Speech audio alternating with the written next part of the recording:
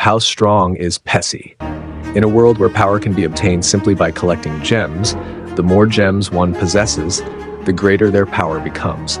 Within this world, everything can be destroyed, even objects that should be completely untouchable by physical means, such as black holes.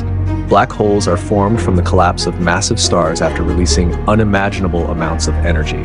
A single supernova can release around 10 to the power of 44 joules, equivalent to the total energy output of the sun throughout its entire lifespan. These entities possess gravitational forces so overwhelming that not even light itself can escape their event horizon.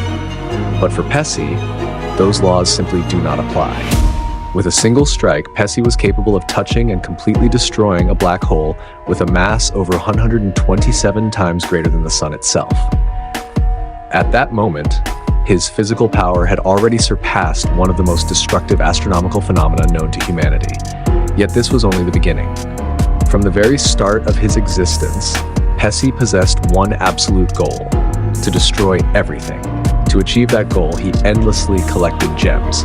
After obtaining 200,000 gems, Pessi began evolving every aspect of his existence: his strength, his durability, his speed, his regeneration, even his control over space and time itself.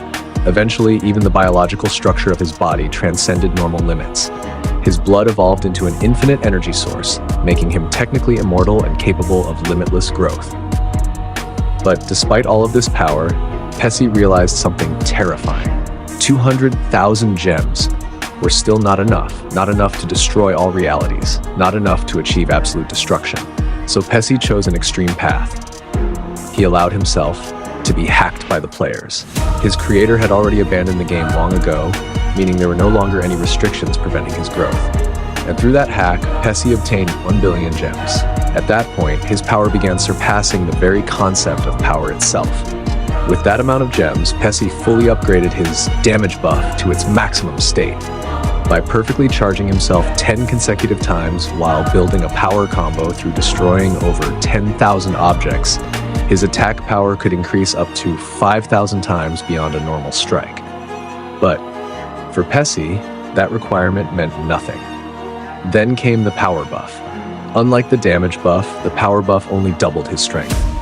But that simple multiplier transformed the original 5000x amplification into 10,000x, and despite being only a twofold increase, it granted Pessi a level of durability so absurd that human imagination itself could no longer comprehend it. And imagination is the birthplace of all fictional concepts, all fictional worlds, all fictional entities, all fictional gods. Entities that stand far beyond ordinary laws of reality and narrative structures.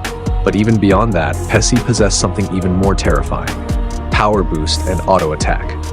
Unlike ordinary abilities, power boost scales directly with the amount of gems being used, from a single gem to every gem within Pessi's possession.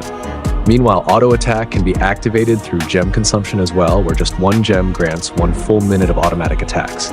And just like auto attack, power boost follows a similar amplification system.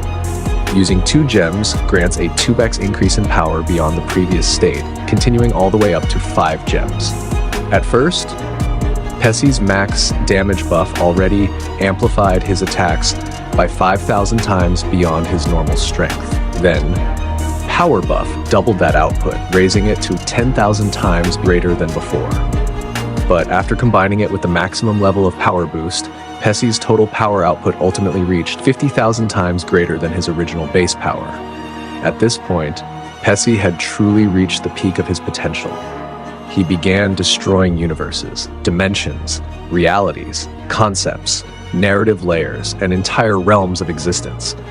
By simply selecting locations through the world menu itself, Pessi could instantly traverse every corner of the game. This granted him a form of teleportation that transcended dimensional boundaries and the structure of the game world itself. But he did not stop there. Pessi even destroyed the sketch of his own existence, alongside transcendental realms no longer bound by space, time, or the laws of physics. One by one, the entire cosmological structure of the game collapsed, until finally, Pessi reached the deepest core of his world, the origin point of the game's entire existence. There was no space, no time, no matter, no concepts, only absolute emptiness. Pessi raised his hand, and with one final attack, everything disappeared. The game was over, but Pessi did not disappear with it. He remained, no longer bound by the concept of the game itself. Nothing remained, except Pessi alone as the embodiment of absolute destruction. Yet after finally achieving his goal, Pessi began to feel something unexpected: emptiness. There were no more enemies, no more purpose, no more players. Despite possessing godlike power, Pessi felt completely alone, because after everything is destroyed, even infinite power loses its meaning. Within the endless void, Pessi began traveling across other game worlds: Terrarium, Flappy Bird, Tetris, Tap Tap Run, Tap Tap Eat, Tap Break Theme All. During his journey, he encountered and defeated an extremely dangerous virus.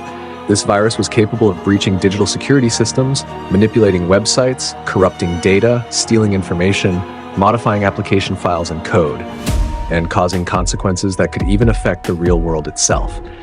But even such a threat was effortlessly erased by Pessi alone. Eventually, he discovered a world that felt strangely familiar: Tap Tap Breaking. The moment he entered, Pessi realized something horrifying. The cosmological structure of this world was completely identical to his own. The universes, the dimensions, the realities, even the laws of existence themselves. Everything was the same. Pessi landed upon the moon and quietly asked, "Why does this world look exactly like mine?" Suddenly, he heard footsteps behind him. As he turned around, he froze. Standing behind him was another version of himself. "Hello, my name is Pessi. We can call him Pessi 2.0. Pessi 2.0 explained that they originated from the same creator.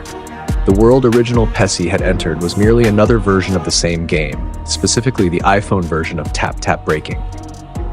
He further explained that every character sharing the same creator would automatically possess alternate versions of themselves across different worlds. Original Pessi could not understand why he had forgotten this, but eventually, he realized the truth. He had become so obsessed with destroying everything that he forgot the existence of every other world. Pessi 2.0 possessed the exact same purpose: to destroy his own game. But after hearing Original Pessi's story, he hesitated.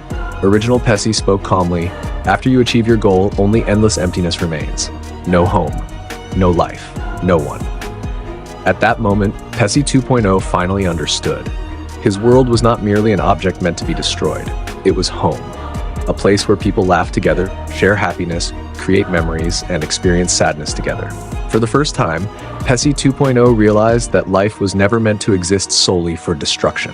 Life possesses meaning. And because of that realization, Pessi 2.0 made a choice. He chose to protect his world rather than destroy it, even if it meant betraying the very destiny imposed upon him by the game itself, as the Breaking King. Overall, Pessi can be scaled from high outer versal to potentially boundless levels of existence with irrelevant speed due to transcending space-time dimensional structures and narrative limitations themselves. In the end, Pessi was no longer merely a game character. He'd become a metaphysical digital entity, an existence that survives by attaching itself to the very concept of the digital world itself.